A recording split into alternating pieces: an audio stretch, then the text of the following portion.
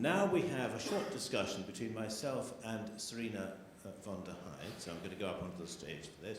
I'm hoping by the time I get there, Alan, my lapel microphone will be working so I can match our interviewee. Let's see if that's true. Not quite, but I think it soon will be. Please take us. Let's go a little bit further forwards because we're hidden really from the people who are sitting over on that side. Is that all right for you? Right. No need to do any further rearrangements. This is the art of great hospitality, isn't it, really? What more can I do to help you? So, ladies and gentlemen, we're going to talk about diversity, and our guest is Serena von der Heide, the owner of the Georgian House Hotel in London, and also you are developing another property, I believe, in the Lake District currently, so we'll look forward to hearing about that shortly. So, straight into the questions, because I'm up against my own nagging now time-wise. Do you think the workforce in our industry, hotels and catering, is sufficiently diverse? And would that be the case at management and director level?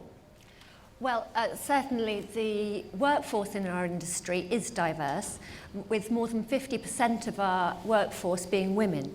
But unfortunately, it isn't demonstrated at leadership level. So only 1 in 5 of our leaders are female. Why do you think that is? That's a very big question, because one of the main reasons is that it's difficult for women to combine their caring families, maybe looking for older generations, those kind of responsibilities with their career. But in Denmark, they have, the hospitality group there has 51% of their membership is female. And they have a very thriving hospitality industry with a very different balance to ours. And part of the reason, I spoke to the chair of that association and said, what's the difference? What have you done differently? And she said that 20 years ago, when they started to look at their gender diversity in their industry, the government then made childcare allowance equally, so you could take it. We've just started being able to take our maternity and paternity in equal amounts, but that was 20 years ago in Denmark. So the whole attitude to responsibility and child raising in Denmark has been very different for quite a long time. And the other huge difference in Denmark is that you have free, really good quality childcare from crack of dawn till late at night. And it just means that people are having the opportunity, women are having the opportunity to pay attention and develop in their careers. So that's obviously something you'd like to see in this country. Is that on the cards, do you believe? Well, it's not in any of the manifestos at the moment, is it? There's been quite a lot about diversity from the Labour Party about encouraging more diversity in schools in terms of ethnicity, which is also something that we're not great at in this industry, to be honest. But it's not just about schools, it's much more about the workplace. We should be making it much easier because the point is that if you have a more diverse workforce, it's shown statistically that it's more likely that your business is going to perform better. There was a white paper recently headed up by Penny Mordaunt, and she said that the top 25% of businesses for diversity were 21% more likely to outperform in terms of profitability. And it makes sense, because if your leadership team are more representative of your buying public, that makes sense, so you're going to understand them better. And also, if you have access to a wider talent pool, because you're not just focusing on one part of our clever people coming into the industry, but you're looking at across ethnicities and gender, of course you're going to get better people, really, because you're getting a wider selection. And also, the more that you have people from different backgrounds on your leadership team, the more healthy debate you're going to have. It's not going to be a group of people that all have a similar group of experiences. You're going to have a far broader range of options, and your decisions are likely to be sounder as a result. Okay, so presumably to encourage more women to want to go into these leadership positions in our industry, they need some role models, don't they? Jane, you mentioned the general manager here, the Royal Lancaster, Sally Beck, Hotelier of the Year, somebody we all respect and admire. But they're few and far between, are they not, Serena? Are there other examples? There are other examples, and we can probably all think of maybe 5 great female leaders in this industry. So there's Joanne Taylor-Stagg, there's Sue Williams, we can all name some, but statistically, for every Sally Beck that makes it through to general manager level, we're missing 1.5 more Sally Becks that should be there.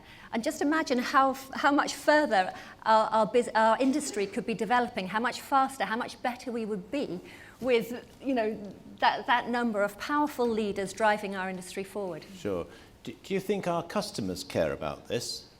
Our customers undoubtedly care about it, and I think particularly after the Me Too coverage and publicity, that's only grown. Our new generation of customers and our new generation of recruits really care about the ethics of the businesses that they're working for or frequenting. So it's not by accident that IHG and Hilton have signed up to the diversity charter, the diversity charter. It's because they believe that if they don't pay attention to diversity in their businesses, they are suffering reputational risk of damage. And it's absolutely true.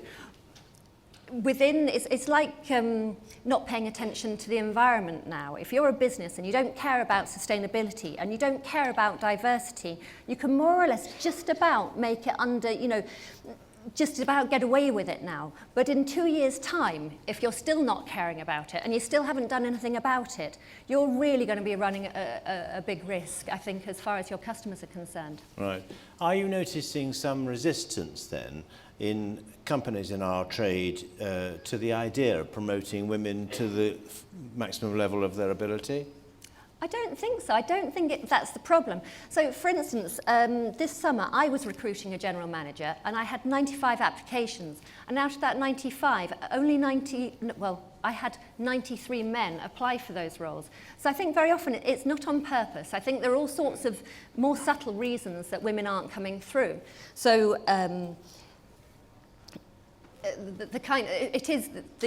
the childcare thing is really important. Sally Beck said that she would never have had the chance to get so far in her career if it hadn't been for the attitude of her partner's employers, that had he not been given the flexibility to be able to share the duties of looking after the children, she simply would never have made it so far.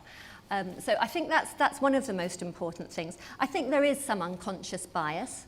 There aren't enough role models, and we should, wherever we have businesses where women are doing well, we need to make sure that those women are being held up as role models, and we have plenty of mentoring for younger women coming through. I don't think that the answer is simple and straightforward, and it isn't just due to people not caring or wanting to put women forward. Sure. Well, you've explained that very clearly, and you're on a mission, aren't you, Serena? What would you say to this audience here we should all be doing? What should employers and senior managers be doing about it? Well, I think, first of all, the most important thing is to calculate your gender pay gap.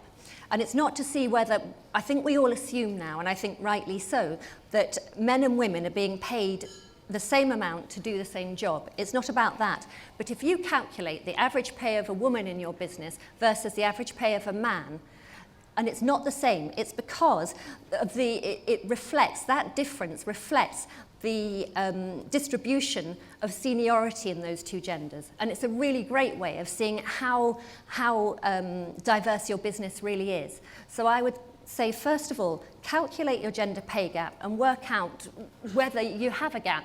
If you don't have a gap, well, shout about it, because your future recruits are really going to care about that, and your customers are also going to really respond to a business that's doing it right. And if you do have a problem and it's not equal, then sign up to the Diversity Charter. It gives you a really good structure about how you bring diversity and plan it into your strategy for your business for the future, so that even if you can't be with a magic wand perfectly diverse tomorrow, at least you're working towards it and you can start to take steps that will really make a difference to the diversity and the long-term performance of your business. Thank you, Serena. And I'd just like to put on record that at Pride of Britain Hotels, we have a proud history. One female chairman already has served a 2-year term. Our next chairman is going to be a lady. And on our non-executive board, we have a positive discrimination in favour of those with severely limited imagination.